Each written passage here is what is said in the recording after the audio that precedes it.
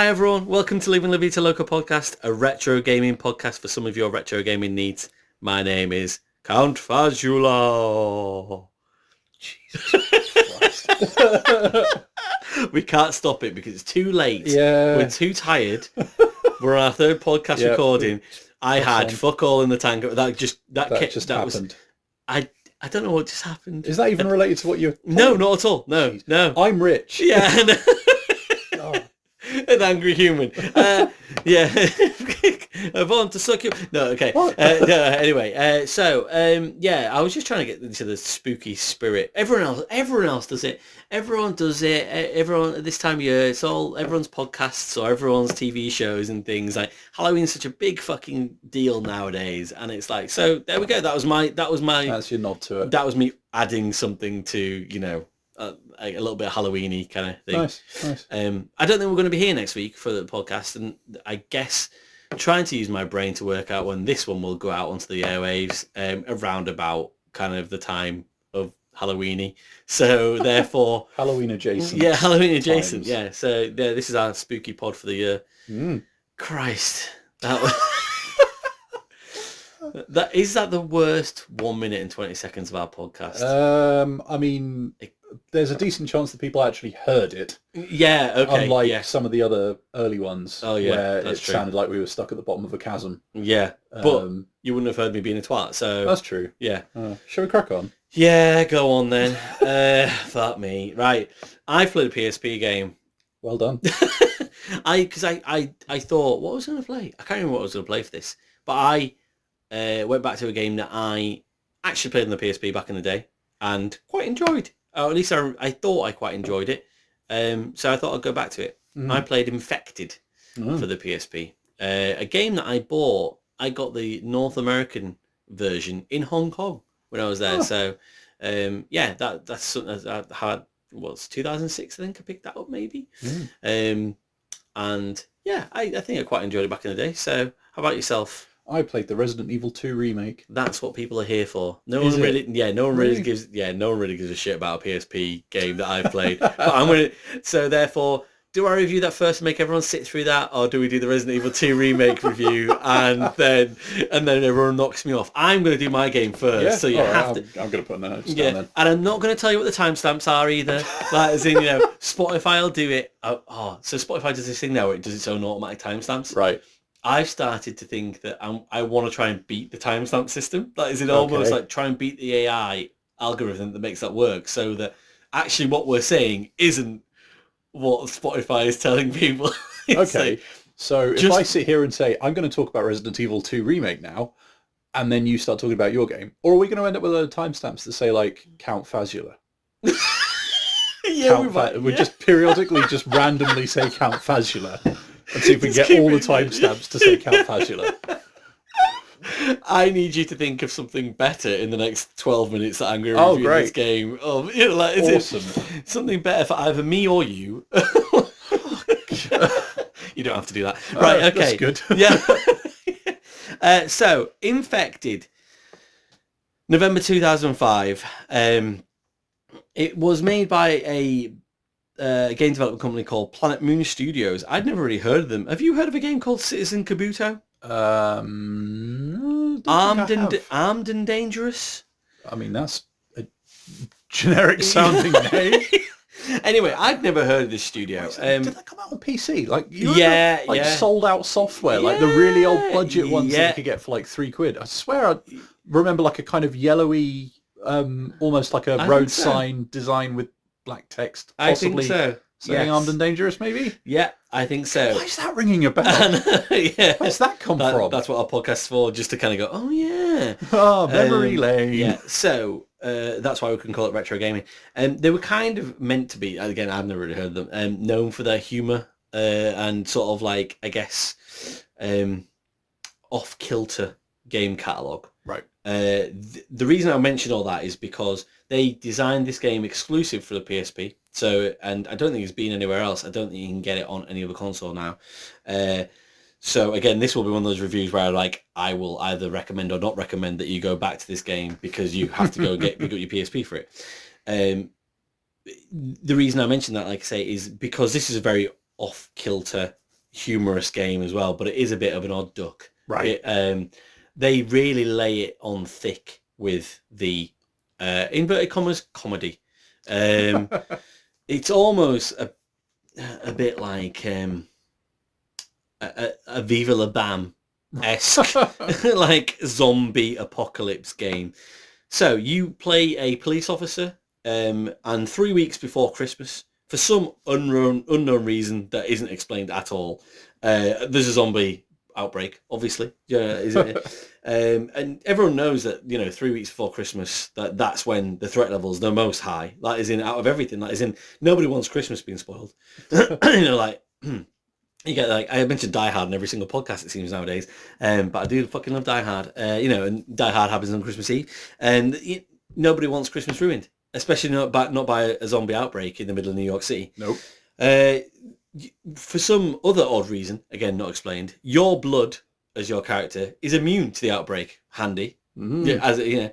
It's so kick-ass, your blood, that actually it's not just immune, it actually kills the zombies that it touches. So you end up with all this added together is a dual action shooter, because you are a police officer, mm-hmm. and in your left hand you have a vial gun, effectively, that you shoot your own blood sure. at these zombies, and in your right hand you have traditional weapons that that go all the way from pistols to M16s to rocket launchers. So you have this dual gun shooter on a PSP, which has one analog stick. And this sounds like I'm leading it down a certain road to think that this sounds like a crock of shit. It's actually really quite good. That's just as well, because I was just looking up Armed and Dangerous. Turns out I was thinking something completely different. Oh, right, okay. So yeah, I have no idea who these guys are. So yeah, Count Fazula. Sorry. Oh God! Forgot to put some respect on your name. Delete the podcast. So you have to damage the zombies enough with your sort of, I guess, your conventional weapons, and then once they turn red. So they are yellow, glowing yellow around the outside. You shoot them with your shotgun, your pistols, etc., etc., and then they become red. And when they're red, you shoot them with your vial gun and blow them up with your blood. Right. What's with all the games that I've played recently or ever, where something glows yellow, then it glows red? Like, for example, Prince of Persia, where it glows yellow to tell you that they're going to do a certain attack, then glows red to do a certain attack. This game, it glows yellow, then red. Arkham Asylum, I believe it does like a yellow and red sort of thing, or maybe not, just blue, do the Spidey sense thing over its head. So people glow to tell you what's going on, and it's like video games are just okay with that. That's like it's pretty realistic if they just glow around them. It just stuck in my head there. A bit tropey, really. So yeah, it's one of those games where it's kind of like. It knows it's having its fun. Do you know? It's having its cake and eating it. It just the opening trailer. The mayor has what feels like an organ removed from his rectum by one of the zombies. That is in, but it kind of like, yeah, I know exactly. And a child in a wheelchair is trying to basically wheel away from these zombies, and they eat him. It's very, like I said, about the Viva La Bam sort of feel, where it's just like, where the humour goes a bit too far. Yeah. Generally, I'd say it keeps it just on the right side of funny and just on the okay side of things. That obviously just spoke about, somebody in a wheelchair being eaten by zombies there. It kind of goes, there's one or two occasions where you kind of go, that's not okay. So that one's not too bad. There's one where, and I'm saying this because I need to tell everybody about, give the whole picture and things like that. Generally, 90% of the time, absolutely fine. There's one real un-PC moment where, related to, I guess, somebody having a mental disability and someone mistaking them as a zombie, basically. But it's one of those things where it's played for laughs, that it's a dumb ass army general who just doesn't know his ass from his elbow kind of thing. So they're trying to go one way with it. Most of the time it works. Sometimes it was like, no, that's fucking beyond the pale, man. It's enjoy. Just get back to the game.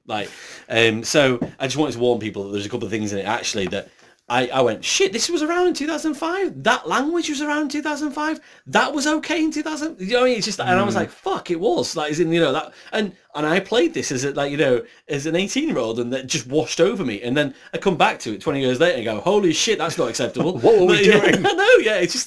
It did kind of like take you out the game a little bit. So yeah. I wanted that noted before I kind of go, well, the game's pretty good. Because there's a bit where I'm like, oh no.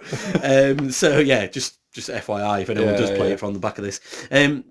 There's going back to the gameplay and the nice part of it. There's a gauge that judges the threat level as you play. So you play in this like sort of mini open world kind of like area where effectively the goals are kill all the zombies or save some civilians or go and help out this police squad that's got themselves stuck and surrounded by zombies. But the game is always the same. Like you go in and you collect civilians, for example, to maybe take to a helicopter drop point, or you try to save these officers, but essentially kill as many zombies as possible. And you have to clear the whole area out before you can complete a mission. The missions are really nice, bite-sized missions. They're probably about 7 to 10 minutes long. You get an arcadey style score, and the better the score, the more cash you earn. The more cash you earn, the better the upgrade you can buy in the imaginary shop that's floating around you at all times, that you go, okay, I'm going to buy this step up or this upgrade for this pistol or this upgrade for this shotgun, or maybe buy a shield for my character. It's very simplistic, but it works quite well, to be honest. And actually, in level, you start off with the lowest common denominator of weapon, and then as you start to perform well, whatever weapons you've unlocked in the shop then become available to you in the game. So It's like, you don't have the amazing rocket launcher or shotgun straight away at the start of the level. You have to work your way up to that, but once you've paid for it, it's then available to you. Got it. So very simplistic, but works really well, to be honest. It's amazing. This is all relative. It's amazing how well they make a dual gun shooter work on one analog stick on the PSP. Like, I never once really struggled. The auto aim really helps with that. So there is a you can use, I think it's the right shoulder button to kind of click to your next target, and it's a lot of run and gun basically. You don't have to worry about it being intricate, and I think that's probably a key factor with trying to make these third-person shooters on the PSP. Like, I remember, I think I spoke about it maybe in the Resistance game. They had like sort of an auto aim click system that worked quite well. Whereas talking about Brother at Arms, maybe? What is that sentence? In Arms would make way more sense. Thank you. And Medal of Honor. They don't have that system, and it's almost a bit about being precise and accurate, and it struggles with that. Whereas this one here, just running and gunning. It has a lot of shared identity with State of Emergency in a way. Oh, right. Yeah, so you kind of get those semi-open levels where you're running around and just doing lots of shooting and killing whilst there's quite a lot of chaos going on. Except they're not stupid. They don't put, they know the PSP has only got a certain way of working and capacity, so there's not lots and lots of civilians and craziness going on around the screen. There is just the zombies and the civilians you're trying to save, basically. So the levels do feel a bit sort of quiet, if you will. Like, you'd expect, if this was a proper main console game, you would have had a lot more going on in the background. They keep that very simple. Keep it simple, stupid. And it's probably better for that because it just keep your focus on the zombies and your task at hand, really. So, going back to that comedy side of things as well, that is, as you progress through the game, most of the conversations or the interactions you have are via killing zombies, and also with, I guess, a handler, really, like a sort of like a secret agent handler, and some of the comedy does hit well, like, like, is in, again, that idiot general sort of speaking about, we could try advertising on the zombies, for example, like to try and make some money to raise money for zombie aid and stuff like that, just like stupid shit like that, where it's like, and they talk about what is an appropriate zombie table manner to have and things like that, why don't they have really good table manners and things. The positive spin of what I guess I was aiming for with Viva La Bam or Jackass, for example, is that the soundtrack absolutely slaps. loads of Slipknot. Huh. And there are Slipknot skins that you can earn to play as your character as well, which is really cool. Trivium, Chimera, Junkie XL, really heavy drum and bass slash, like, as in, like, scream, like, as in rock stuff. Yeah, brilliant. Really good, and it sits really well with the game. You just, everything feels heavy metal. The game, the gunplay feels heavy metal. When you earn the rocket launcher, that feels heavy metal. These kind of, the zombies, there's quite a good variety of the types of zombies that you get, really. Like, you kind of get sort of big troll zombies. There are Santa zombies, which are quite fun to obviously dispatch, and with the Christmas sort of vibe. They're throwing up their guts at you and stuff, and you're just like blowing them away with your shotgun and then your blood gun, and it's just so over the top. Yeah, it really is. And I can see why, as an 18-year-old, I was like, yeah, we've peaked. Yeah. Games are even better. And obviously that kind of feeling as well, like, this is on a PSP, oh my god. I could play it on a bus. Yeah. Trying to think of it from that objective point of view, it performs all right. It just, the camera angle doesn't work every single time. It's a bit Duke Nukem-y, like, as in probably Duke Nukem A Time to Kill-esque, like, as in you're probably in that era of where this game kind of sits. It's, if you can leave your brain somewhere else, it's really good arcade fun. Like, as in, and it kind of feeds into that. I think there's 40 levels, and I played 22 with them, and I was kind of done with it. I was almost a bit like, I probably just needed 22 levels. I just kept on, felt like I was just doing the same thing over and over and over. But that same thing was fun. That's in mostly, it just, I kind of thought, what am I going to play for spooky season? And I remember that, I think it's 2 years ago now, I played House of the Dead Overkill, which had a similar sort of vibe, where it was like, that was really over the top with its sort of Tarantino, Rodriguez-esque gameplay. This is very much almost just like a slapstick zombie, like, as in, blow as much shit up as possible, have the music set to the heaviest fucking setting, like, as in, all that kind of stuff, all the good stuff. Yeah, there are things that are I'm going to say wrong with the game in terms of how it was scripted in some parts of it. Don't ignore that, but don't let that sort of, just kind of see it for it is. It happens once or twice. The rest of it is, I think, above board enough.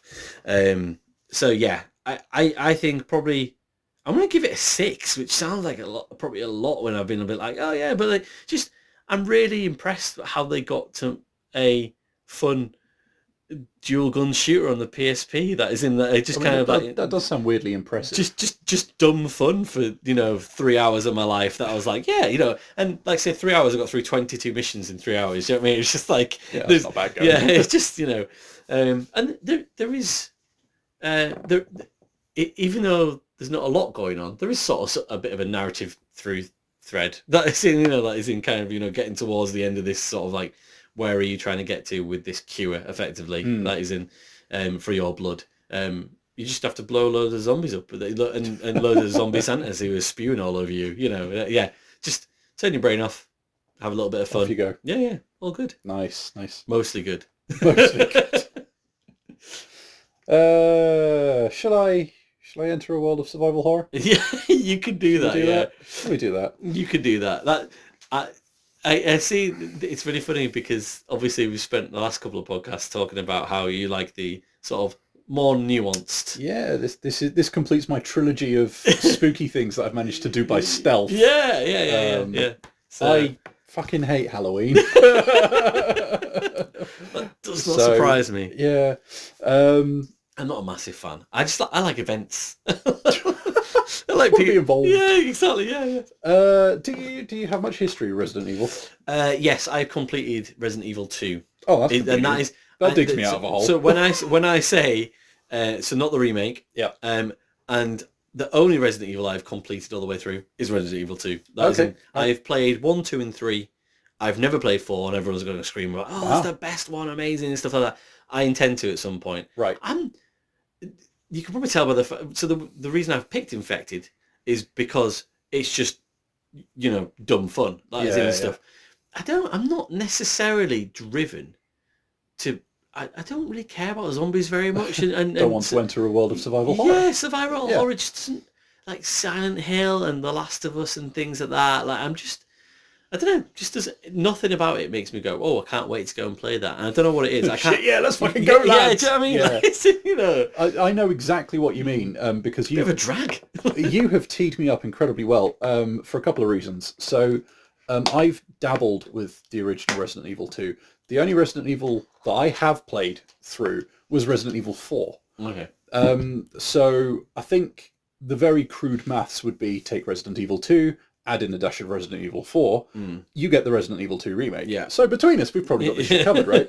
But I'm exactly like you, and the conclusion to this review, this long winding story I was going to weave for you, was basically going to be like, I don't play games to like be subjecting myself to a fucking slog nowadays. Yeah. Like I prefer power trips. Like there was a time when like narrative and a story would pull me through stuff, or even when I was playing Dark Souls and stuff like that, the challenge of getting through it would be enough.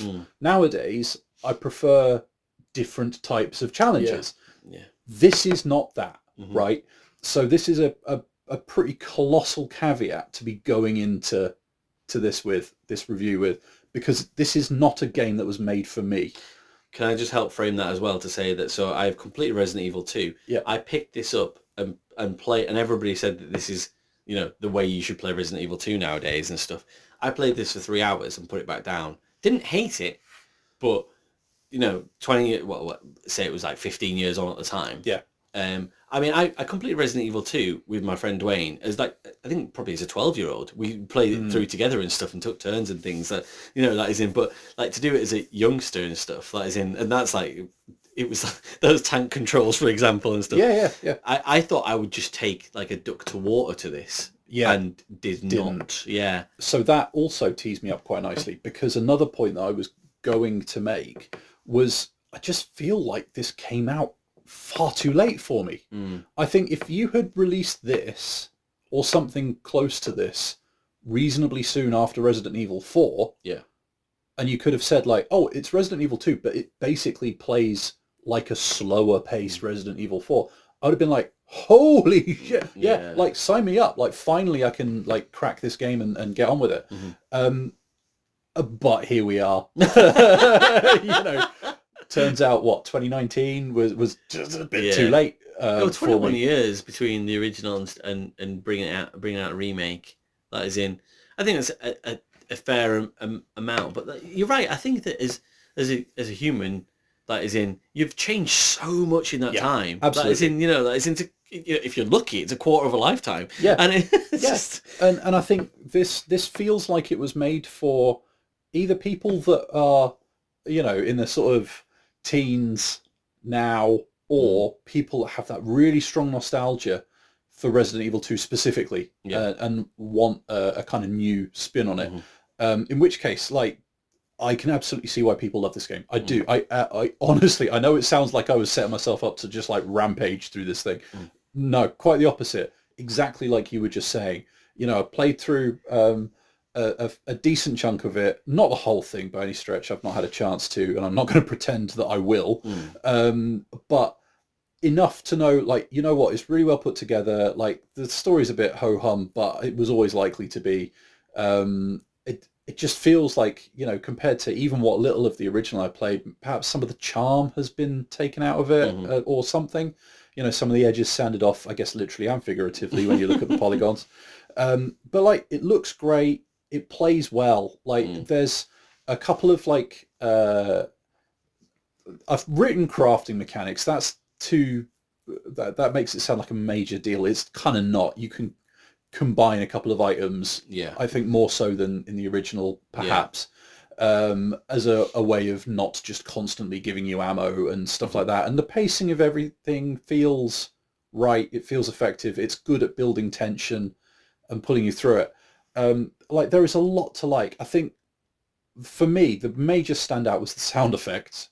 Like the sound team did an absolute flipping sterling job with this, to the extent that like I realized how much I was leaning on it, and then was like, shit, like if you're hard of hearing, how is this gonna like, how would you approach doing this? How would you do this? But yeah, like it's really, really good at making you not get comfortable with, you know, you'll think you've cleared out an area, you'll go back through it, and a couple of the zombies might get back up, they might not, they might have already got up and started moving around and be in a different place and all that kind of stuff. So like, it doesn't want you to get comfortable as you kind of end up doing laps around, you know, 3 or 4 different areas and all that kind of stuff. Why am I in this fucking office again? Yeah, exactly. And you do kind of get that feeling of having to backtrack a lot, which, you know, if you are okay with that, great. If you're not, it's less great.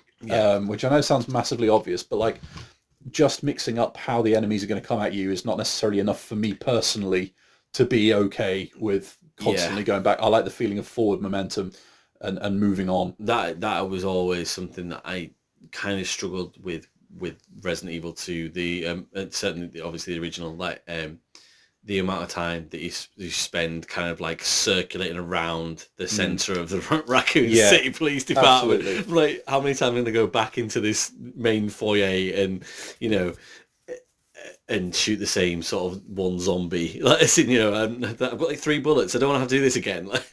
and that was, I think, one of the points where I started to come unstuck with it a little bit. And because like inventory management is okay, fine. Like, it's a Resident Evil game, I get it. Like we're gonna have to do it. But it's that feeling of like, say with the zombies getting up and walking around when you're off camera or not off camera, off in a different room or whatever. Just there, off camera for them. Having a fucking smoke break. Well, that's the thing. Like, there was a couple of times where I realised that I wasn't necessarily playing the game in the way that it was intended, because it felt more like I was trying to exploit AI and exploit the kind of flow chart that was dictating what the zombies was doing when they're not on the smoke break to progress. And that pulled me out of things a little bit. That made me think, okay, well, I'm not necessarily playing the game, I'm gaming the system. Yeah. You know? Yeah. And there were a couple of times, like, when you start getting followed around by big, stompy Mr. X and all that kind of stuff, where, like, it's a good challenge. It's an interesting twist on things. You don't feel comfortable. The aim of the game is to not let you be comfortable, and it's very good at that. But at the same time, some of the tension does deflate when you're just like, okay, well, if I don't go all the way around this table, I just sort of go around one corner, you're going to get kind of stuck there. I'll just, you know, kite you around that bit a little bit, and you'll just sort of stand there. There is a lot of that, isn't there? Like the gameplay in general, that is in, again, going back to the original, where you just like, it's tense when they get hold of you and start chomping on your neck. That you're like, oh, you know, this is exactly what I wanted to avoid. But most of the time you can avoid that. Like when they're lurching you down the corridor and stuff, you're like, oh, I'll just, you know, skate around here. This isn't too tough. It's like, and it's I guess amazing gameplay. I guess in that respect, it does make you feel like you are starting to get a handle on the situation when you start seeing it like that, rather than like, what do I do? But like, I think for me, especially with how technology progresses and things like that, it's almost like I can see a world where you end up doing a remake of Resident Evil 2 Remake, and suddenly Mr. X is not kiting around a table. He is smashing that table to get to you. Yeah. And things like that, it was almost like, oh shit, I should have waited for like the 30th anniversary and just played that version. Or, you know what I mean? Yeah. Like, it just, for everything that I was liking, there was something that I'm like, oh, but you could have done that. Or you could have gone that little bit further. Or you could have approached it like that. And it just, there was something about it that it wouldn't, like, I wasn't invested. And I think that's the big word for me. Because, have you ever watched Snatch, the Guy Ritchie film? Yeah. Right. So, you know that sequence where Vinnie Jones shoots through the wall in the pub to take out the arms dealer and stuff like that, but then he keeps getting back up and he has to shoot him again? Yeah. That is how I felt trying to take on these zombies, to the extent that my wife, bless her, was sat in the same room while I started quoting Vinnie Jones at the screen, like, you're taking the piss, Boris, and stuff like that, while I'm taking on these zombies. Yeah. And like, that does nothing for the tension. No. You know, that's not me focusing on the problem at hand. That's me getting annoyed that what video game logic dictates should be going on is not going on. And like, on the one hand, I think that's very praiseworthy that they've got a new spin on the traditional zombies. You know, they are not going to, you know, these aren't your daddy's zombies. Yeah, you know, they're not going to do what you think they should do. But on the other hand, it sort of feels like, well, you are a video game though. Like I am meant to. Well, that's the thing, isn't it? Yeah, and I'm meant to be here for fun. Yeah, yeah. Go back to that point at the start. It just, the slog and yeah. I think nowadays it's, and this is probably like sitting obtusely compared to some people. Like I know it is people's opinions of what a video game should be and things, but I'm just not here for things to be super. So there's a difference between a challenge and difficulty. I spoke about recently on the Wipeout and Outrun podcast, and I said I love when Wipeout kicks your ass and stuff and things. For whatever reason, the arcadey, get up, do it again, get better at this situation is much more. That's the kind of challenge I want. Yeah. Than this, where you kind of get, you know, it just whatever it is, it just feels a bit stodge. Like, is it? I get that. And there is a kind of a fun wrinkle to this, because you do get extra modes, the extra stories, all that kind of stuff that you can unlock as you go. And there is something approaching an arcade mode. You know, work on a timer, try and get through it and all that kind of stuff, and you can kind of learn the route and da-da-da. So like, I think there is an option, you know, for approaching it like that. I think you can get to that point with it. I personally don't think I'm willing to invest the time, the effort to get to that stage with it. And the reason I mention that is that while I was playing this, it went on sale on Steam again. It routinely does. And for the money I paid for it, like, if you're even remotely thinking, it might be for me, go do it. Like, you'll enjoy it. I didn't, but you will. But on there was, in the DLC, reduced from £3 to like £1.24 was the unlock everything key. And I'm like, I was so close. Never before have I been so close to just spending £1.20 to just unlock everything. And I'm like, well, now I can just play whatever bit. Like I can dip in for 10 minutes, muck about with we'll call it an arcade mode, or whatever, like that kind of thing. Yeah, you know, give me the big snazzy posh guns to give me my power fantasy so I can deal with these zombies my way. All right. Yeah. All right. Oh, it's Devil May Cry now.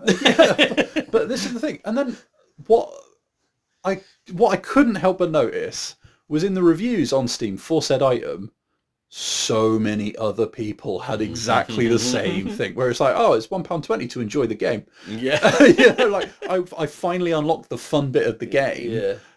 Thanks to this. And like I think that's telling. Yeah. Because there is something there. I think there is a core of people that are very similar to us that want to like the game, want to enjoy the game, but just somehow feel like it's going to take a lot of time and effort to get to that point.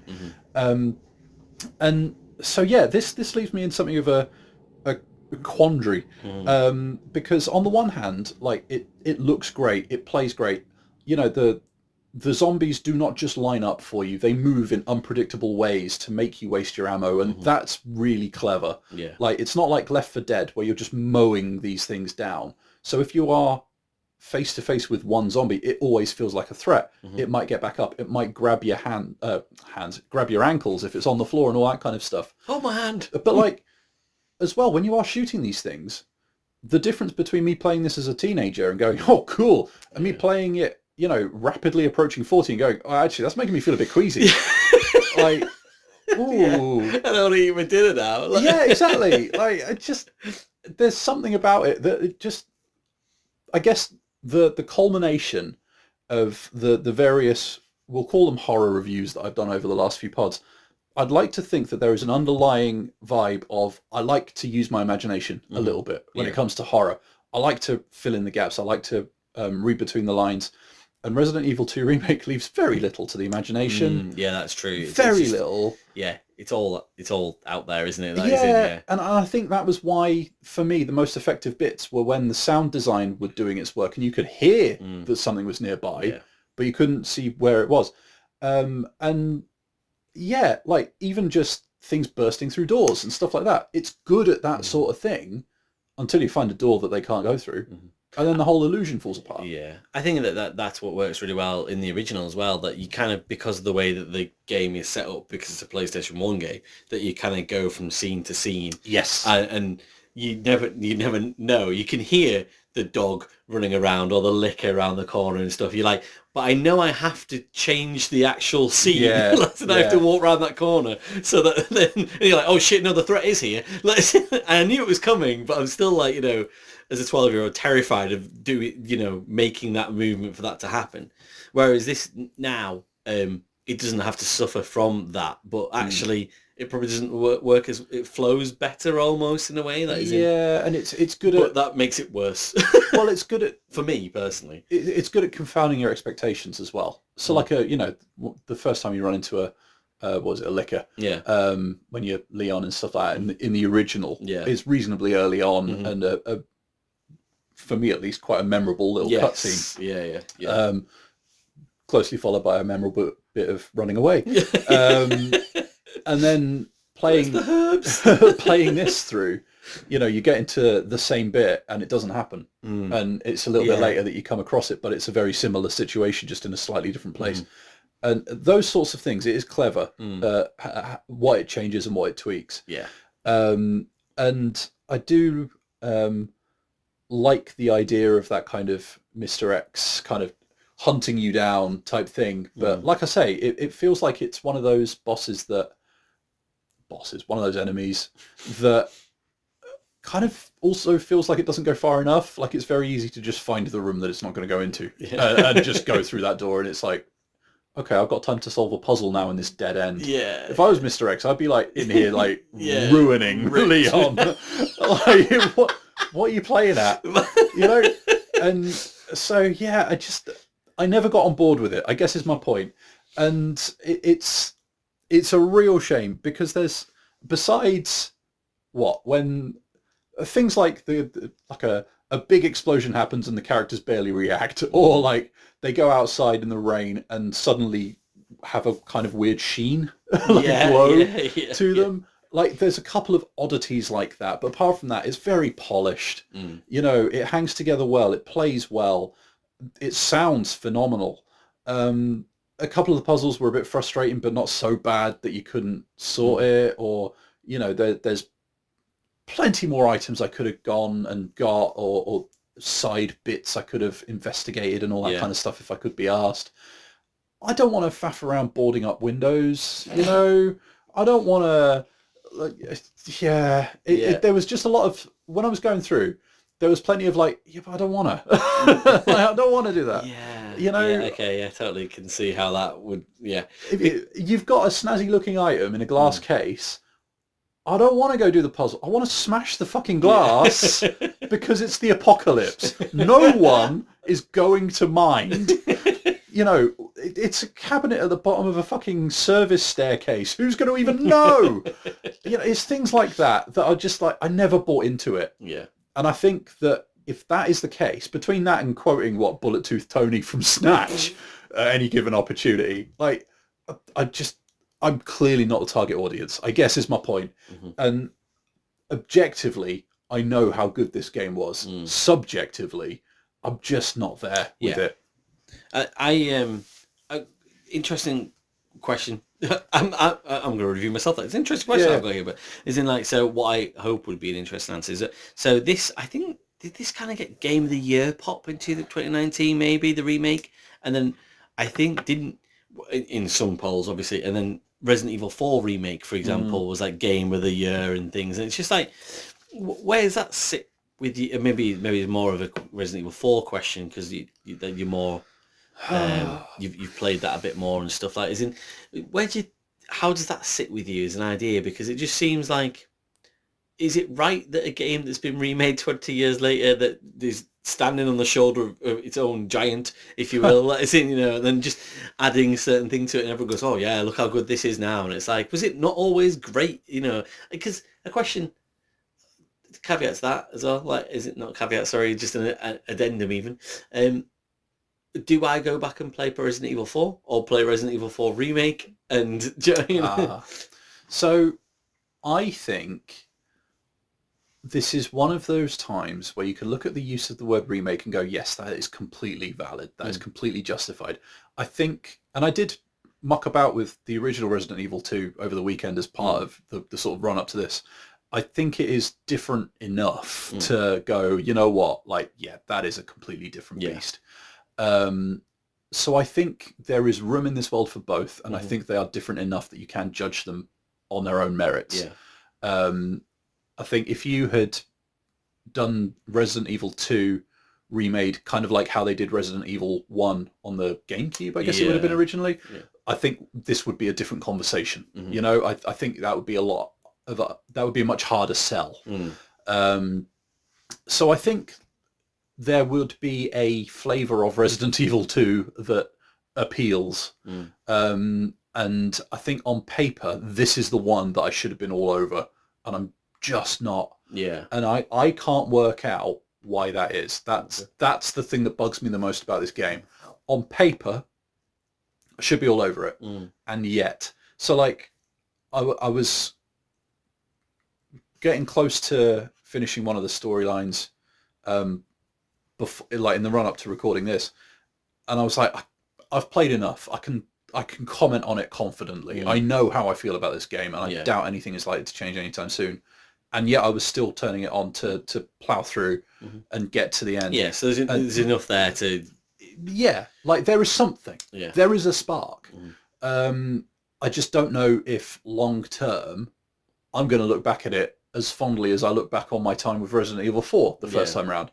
And I think this is the only thing I can keep coming back round to is the fact that I am just a different person now to when I was playing Resident Evil 4. And I think that is the big difference. It is literally just me. So scoring wise, fuck knows, frankly. Like, and I know I say this a lot. I can see why people would like this, or I see how this could be people's favorite games of all time.